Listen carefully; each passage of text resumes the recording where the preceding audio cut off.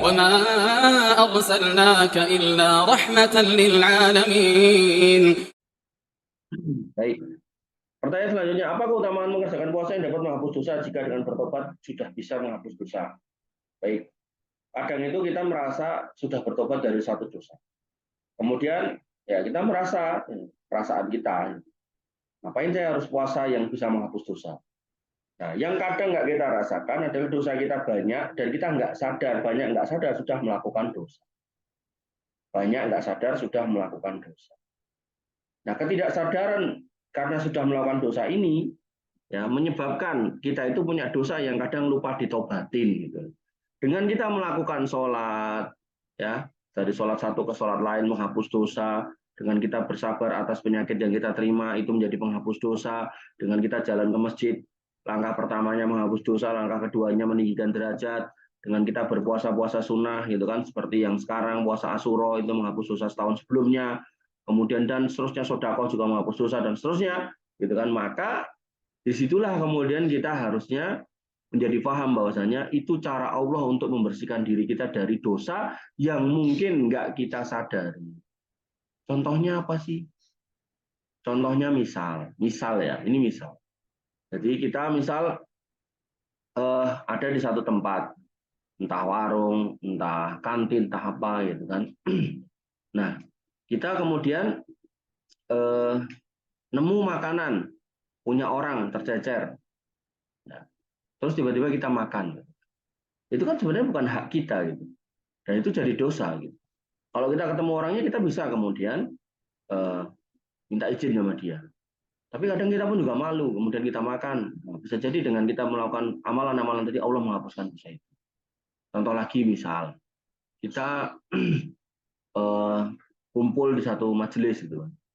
Terus tiba-tiba kita pengen buang air besar. Nah, kita pakai sendal orang tanpa izin itu kan gosok namanya. Nah, di situ kemudian dosa lagi, gitu kan. Nah, kadang tuh kita nggak sadar kayak gitu tuh terjadi banyak gitu, nggak cuma sekali dua kali gitu kan. Atau mungkin kita pakai laptop, terus kok nggak punya mouse, tiba-tiba mouse temennya kita pakai tanpa izin, itu dosa lagi gitu kan. Kalau emang kita ingat ya kita minta ampun, minta maaf sama yang bersangkutan, minta ikhlasnya bisa. Tapi kadang kita lupa, kita luput karena saking seringnya kita melakukan hal-hal kayak gitu. Nah, semua itu adalah dosa. Dan ketika dosa itu kita bawa di akhirat, maka Nabi SAW mengatakan ad-dulmu dulumatu yaumal qiyamah, kedoliman yang merupakan dosa atau dosa yang merupakan bentuk kedoliman itu bisa menjadi kegelapan di hari kiamat. Maka dengan kita melakukan amal-amal itu kata Nabi SAW, umatku itu akan dikasih coba terus sampai dia meninggal menghadap Allah Subhanahu wa taala dalam tidak kondisi membawa dosa. Oleh karena itu maka dosa-dosa besar itu wajib ditaubatin. Nah, yang kecil-kecil ini loh ya suka lupa kita. Nah, maka disitulah kemudian Allah memberikan pintu ampunan dengan cara dikasih kesempatan beramal, atau dikasih sakit, atau dikasih cobaan, atau dikasih kekayaan di mana kita bisa sedekah sehingga dosa-dosa itu bisa berguguran. Saking banyaknya dosa itu. Ya, dan kita nggak tahu dosa kita sebanyak apa. Nah, oleh karena itu maka ya kita tetap optimis aja untuk selalu beramal yang baik-baik. Makanya Nabi SAW mengatakan badiru bil amali solihah, gitu. Buru-buru beramal yang soleh. Gitu. Karena itu kita nggak tahu gitu loh dosa kita sebanyak apa, ya masalah kita seruat apa, ya sehingga kita diharapkan nanti menghadap Allah Subhanahu Wa Taala sudah nggak bawa dosa. Apalagi kalau itu jelas tahu, kita tahu misalnya naudzubillah pernah berzina, naudzubillah pernah mencuri, ya itu harus bertobat. Kalau memang itu ada hak orang lain kita balikin.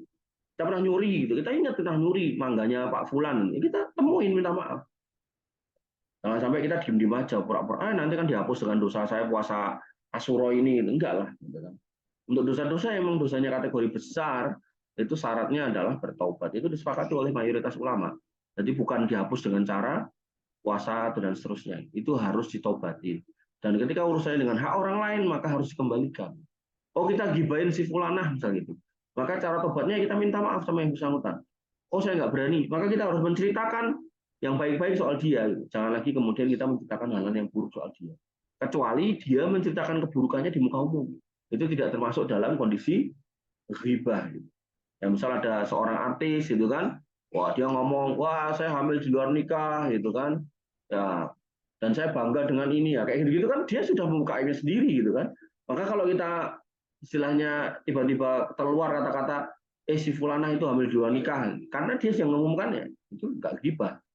Terserah dia mau dia melakukan itu. Ya, Allah taala. Baik, ini adalah akhir dari tanya jawab kita di pagi hari ini. Semoga apa yang kita sudah bahas dan kita sudah dialogkan, diskusikan, meninggalkan ilmu yang bermanfaat buat kita semua. Akhirul kalam, subhanakallahumma bihamdika, asyhadu an la ilaha illa anta, astaghfiruka wa atubu ilaik. Assalamualaikum warahmatullahi wabarakatuh.